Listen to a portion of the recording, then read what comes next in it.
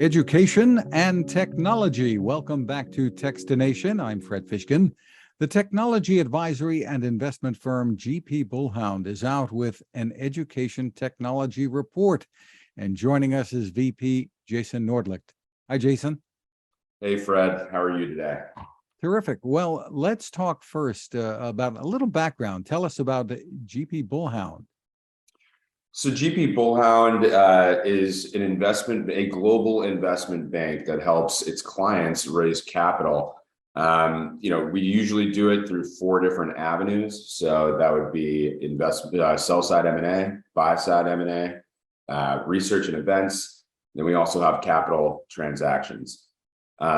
One avenue that is of particular interest to us is education, and more specifically, education technology.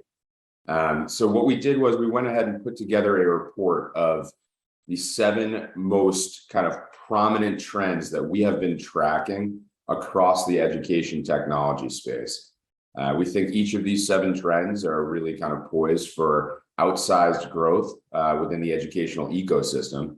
And when I say the educational ecosystem, that really kind of spans early childhood education to K-12, higher education, post-secondary, and then corporate and professional learning.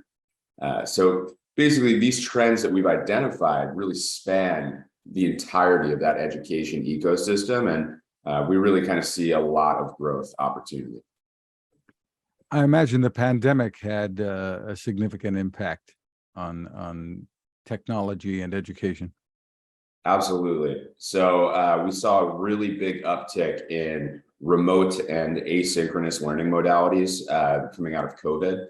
And I think that's really kind of had a really large impact on adoption of education technology and a lot of the tools and applications that work best online or in remote or asynchronous modalities. And we're seeing a huge uptick and I think COVID really shone a light on a lot of the benefits and the demonstrable efficacy that you're going to see, across a lot of these trends. One of the areas that you looked at was game-based learning. Tell us about that. So game-based learning is something that we've seen really kind of pick up in recent times. It's usually coupled with gamification. So I'd say that the key difference is that gamification is really kind of gamifying or making game-like elements of things that are not inherently game-like, and then game-based learning is really just using the games for learning, applications. We've seen that student engagement and learning outcomes are very positively impacted by gamification and game-based learning. We're also seeing tremendous growth in the space. So if you look at game-based learning, back in 21, we're seeing the spend around $7 billion. It's expected to grow about 23% plus to over 15, by 2025, which is just a tremendous amount of growth. We think that this will be coupled with some growth in AR and VR as well, because the applications are really endless when you kind of combine the two. But gamification and game-based learning has really seen an uptick, I think, because there's so much interest in the US and abroad on gaming. I think that, inherently, if you kind of look at it, gamification and game-based learning, people are super interested in, gaming, and it kind of creates higher engagement. And I think coming out of the pandemic, that's only kind of grown, and we're going to continue to see it grow over time. Are we talking about things like Roblox, or what are we talking about? For sure. So, I mean, that could definitely be incorporated in it. When I think of kind of game-based learning, there's, you could even consider Kahoot, quizzes. I mean, there's just a number of different, companies out there that kind of play in this space. We interviewed a really interesting one called Classcraft. We spoke with the CEO, Sean Young, who gave us his kind of take on, where the gamification and kind of game-based learning markets are headed. And, really, really interesting read there. I guess it's getting kids where they like to be, right? And exactly, that's exactly right. So, and not just that. I mean, we're seeing teachers really also enjoy kind of the benefits of game-based learning as well, both in and outside the classroom. Tell me about AR and VR, virtual reality, augmented reality, what we're seeing now and where you think it's going. So right now, what we're seeing is kind of a high growth stage for AR, VR. Where it's going, I think the opportunities are really endless with spending on education technology almost tripling over the next, call it, 5+ years.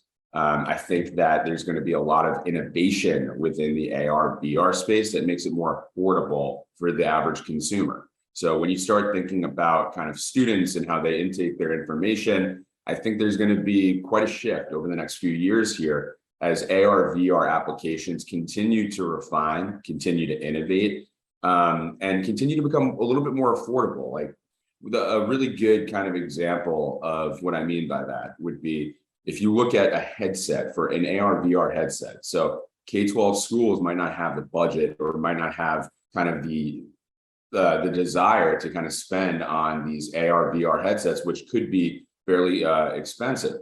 But with the increase in spending and focus on things like AR, VR in ed tech, we expect that to kind of alleviate some consumer concerns about the products in the near term.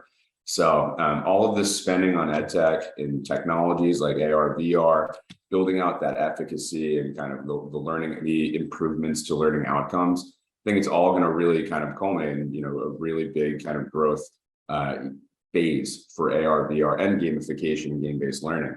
And I think are there companies specifically looking at building headsets that are really suitable for classrooms?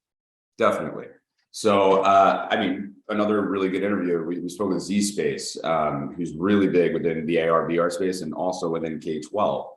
And they have some really interesting thoughts there. I think that, there's just an unbelievable opportunity to integrate AR, VR, and game-based learning inside the classroom. And I think it's going to start taking place over the next couple of years here. The pandemic highlighted some of the issues around equity, making sure this technology is available to all. Seems like there still is a lot of work to be done, and maybe that's even going to be magnified if we start talking about things like AR and VR. What are your thoughts? So yeah, I think educational equity is something that's going to become increasingly important. I think that it's something that people will continue to need to focus on over time. Just like if you look at cybersecurity, a lot of remote and online learning is made, it's kind of led to a boost in cyber attacks as well. So if you kind of look at, AR, VR and gamification, I think, educational equity is something that people are going to start focusing on a bit more, just like, as we continue to build out things like asynchronous and remote learning, people are going to focus more on things like cybersecurity. So all of the benefits and the demonstrable efficacy we get to enjoy from a lot of these pieces of technology that improve learning outcomes, they're also going to make us kind of need to focus on things like educational equity, to make sure that things are kind of they're equitable for all learning communities moving forward. Kids, no matter what their economic circumstances, have access to the technology on an equal basis. Really important. Exactly. Is there any place that people can go to get more information about the work you're doing here?